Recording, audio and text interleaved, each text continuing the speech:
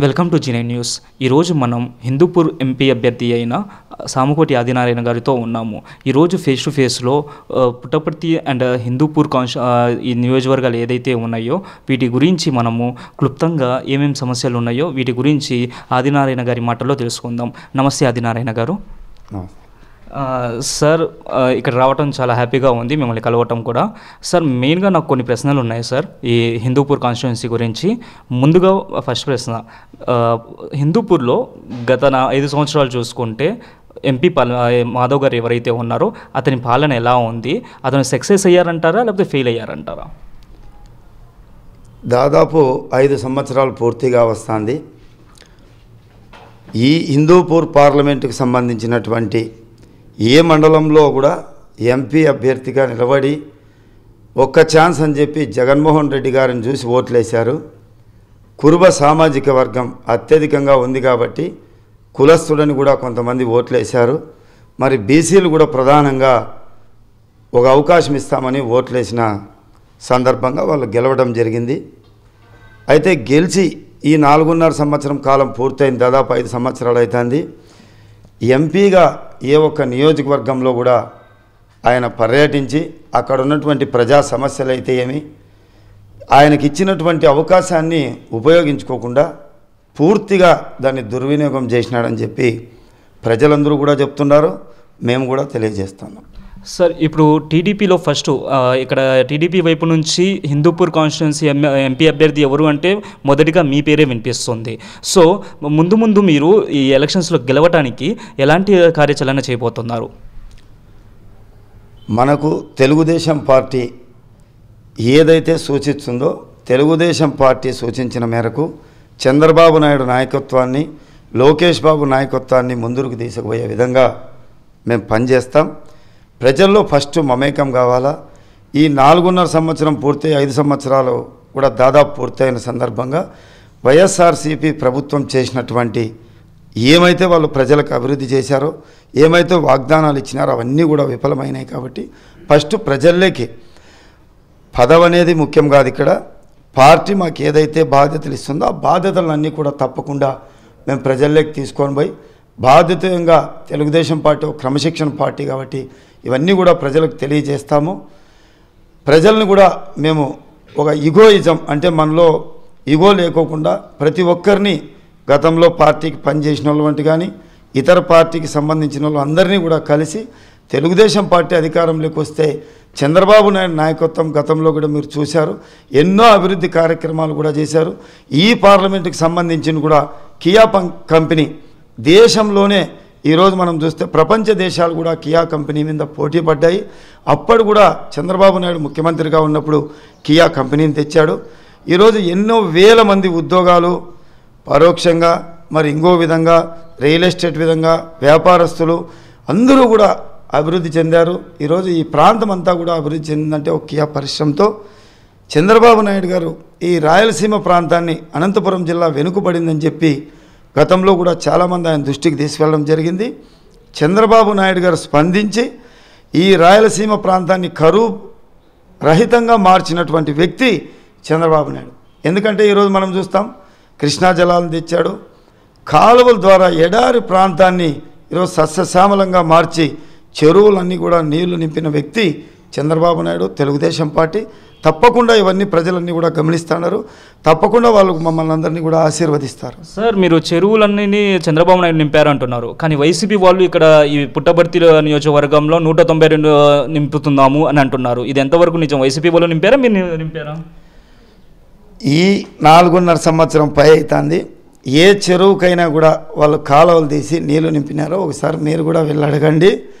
చంద్రబాబు నాయుడు గారు కెనాల్ ద్వారా ప్రతి ఒక్క కాలువల ద్వారా కూడా ఈ ప్రాంతంలో గొల్లపల్లి రిజర్వాయర్ కట్టాము, పూర్తి స్థాయిలో నీటిని నింపాము. ఆ నీటిని నింపిన దాని వల్లనే ఈరోజు కియా పరిశ్రమ అంత అద్భుతంగా తక్కువ సమయంలోనే 10,000 కార్లు కూడా తయారు చేసి వాళ్ళు మొన్న కూడా వార్షికోత్సవం జరుపుకున్నారంటే అది చంద్రబాబు నాయుడు గారు అంతా. పుట్టపర్తి నియోజకవర్గానికి సంబంధించి వస్తే బుక్కపట్నం జిల్లాలోనే అతి పెద్దదైనటువంటి చెరువుకు నీళ్లు నింపారు, మారాల రిజర్వాయర్కు నీళ్లు నింపారు, ఇంకా అనేకమైనటువంటి చెరువులు కూడా నీళ్లు నింపి మిగతా చెరువులు కూడా నింపాలనే ఉద్దేశంతో ఈ కాలువలు తోగాము. అయితే మేము అధికారంలో లేం కాబట్టి మాకు అవకాశం లేకుండా పోయింది. మేము ఏదైతే ఇన్ఫ్రాస్ట్రక్చర్ పని చేసామో అవన్నీ కూడా ప్రజలకు చూపించే బాధ్యత మాపై ఉంది, చూపిస్తాం కూడా. సార్ ఇంకొకటి చూసుకుంటే ఇక్కడ వైసీపీలో పుట్టపర్తి రాజకీయాలు చూసుకుంటే వైసీపీలో వర్గాలు ఉన్నాయి. అండ్ నిన్న పెద్దిరెడ్డి గారిని ఒక వర్గం కలిసింది అని అంటున్నారు. నిజంగా నీ వర్గపోరు ఉందా వైసీపీలో? ఇప్పుడు మేమైతే ఆ పార్టీ వర్గపోరుందా ఇవన్నీ కూడా మేము ప్రజల్లోకి చెప్పాల్సిన అవసరం మాకు లేదు. అదంతా వాళ్ళు చూసుకోవాలా, వాళ్ళు చక్కబెట్టుకోవాలా. మా పార్టీ అయితే ఈ నియోజకవర్గంలో ఈ హిందూపూర్ పార్లమెంట్కి తీసుకుంటే తప్పకుండా కూడా అన్ని స్థానాల్లో కూడా మా అభ్యర్థులు అత్యధిక మెజార్టీతో గెలుస్తారు. ఎంపీ అభ్యర్థులు కూడా అత్యధిక మెజార్టీతో గెలుస్తాము. రాబోయే రోజుల్లో 2024లో తెలుగుదేశం పార్టీ, ఉమ్మడి జనసేన పార్టీ, చంద్రబాబు నాయకత్వం, పవన్ కళ్యాణ్ నాయకత్వంతో తప్పకుండా ప్రజలందరూ కూడా ఆశీర్వదిస్తారు.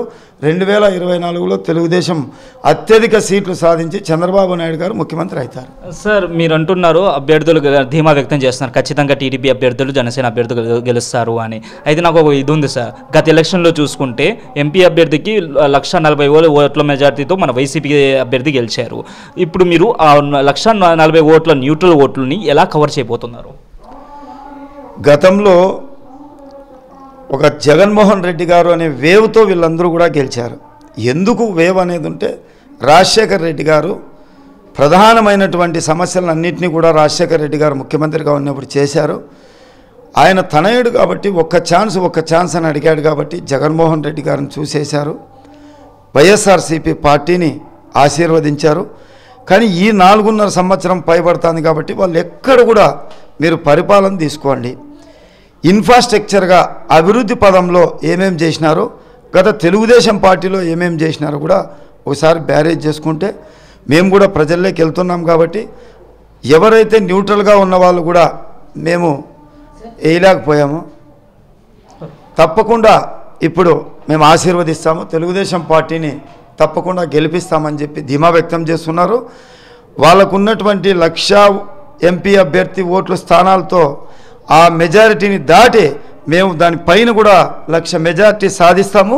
తప్పకుండా ఎవరైతే తెలుగుదేశం పార్టీ అభ్యర్థి ఉందో వైఎస్ఆర్సీపీ పార్టీ మీద 1,00,000 ఓట్లు మెజారిటీతో గెలిచి చంద్రబాబు నాయుడుకు కానుకగా ఇస్తామని చెప్పి మేము తెలియజేస్తున్నాం. సార్ ఎంపీ అభ్యర్థిగా మీరు ఆస్పిరెంట్లో ఉన్నారు, బరిలో ఉన్నారు. అయితే ఒకవేళ మీకు ఎంపీ సీట్ వస్తే మీరు పుట్టపర్తికి హిందూపూర్ పార్లమెంట్కి మీరు ఏం చేయబోతున్నారు? అండ్ ఇక్కడ మెయిన్గా హిందూపూర్లో ఎలాంటి సమస్యలు ఉన్నాయి సార్? మీరు ఎలా ఈ 4.5 సంవత్సరాల్లో ఎలాంటి సమస్యల్ని మీరు చూశారు?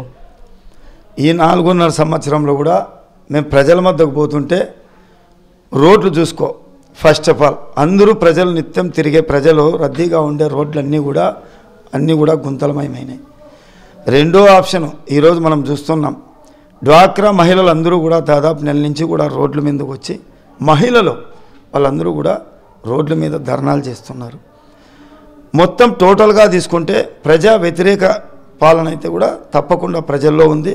ఎందుకంటే ఈరోజు ఈ 4.5 సంవత్సరంలో కూడా ఏ ఒక్క కుటుంబానికి కూడా ఇటు ఎస్సీలను తీసుకున్నా, ఇటు ఎస్టీలను తీసుకున్నా, ఇటు బీసీలను తీసుకున్నా ఏ కుటుంబాలకు కూడా సరైనటువంటి న్యాయం చేయలేదని చెప్పి చాలామంది కూడా ధీమా వ్యక్తం చేస్తున్నారు. అదేవిధంగా ఈరోజు ప్రజలు కూడా తెలుగుదేశం పార్టీని ఆశీర్వదిస్తారు. గతంలో ఈ పార్లమెంటుకు సంబంధించిన కూడా అనేకమైనటువంటి విషయాలు మీకు ఇప్పుడు తెలియజేశాం, ఇంకా కూడా తెలియజేయాలని చాలా ఉన్నాయి. అభివృద్ధి వైపు ప్రజలు మొగ్గు చూపుతారు, తప్పకుండా తెలుగుదేశం పార్టీని ఆదరిస్తారు. చూశారు కదా, హిందూపూర్ ఎంపీ అభ్యర్థిగా తాను నుంచుంటే ఈ హిందూపూర్లో ఉన్న సమస్యలన్నీ తాను తీరుస్తానని చెప్తున్నారు. అదేవిధంగా ఒక ధీమా అయితే వ్యక్తం చేస్తున్నారు. క్లీన్ స్వీప్ సత్సాయి జిల్లా అంతా వ్యాప్తంగా టీడీపీ అభ్యర్థులు క్లీన్ స్వీప్ చేస్తారు అని ఒక ధీమా అయితే వ్యక్తం చేస్తున్నారు ఆదినారాయణ గారు.